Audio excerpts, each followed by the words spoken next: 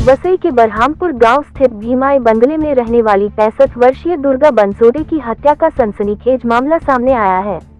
इस प्रकरण में मानिकपुर पुलिस ने मृतका के नाबालिग भतीजे और उसके एक नाबालिग मित्र को हिरासत में लेकर बाल न्याय अधिनियम के तहत कार्रवाई शुरू कर दी है।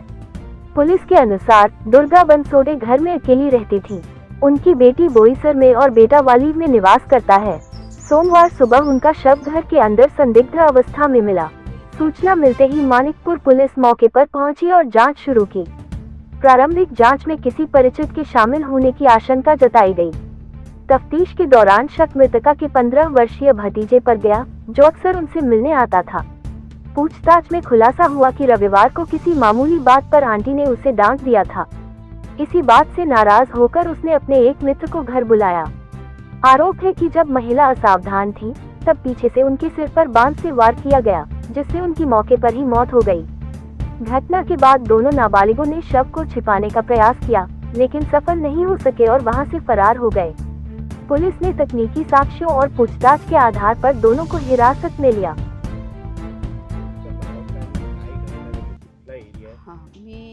प्रमिला मनोहर पाटील, नगरसेविका, उमेळमान, वसई विरार शहर महापालिका।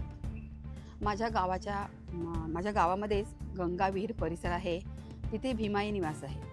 त्या भीमाई निवासमध्ये दुर्गा संजय बनसोड ही 60 वर्षीय महिला राहत होती। रात्री तिचा खून झाला असं समजलं।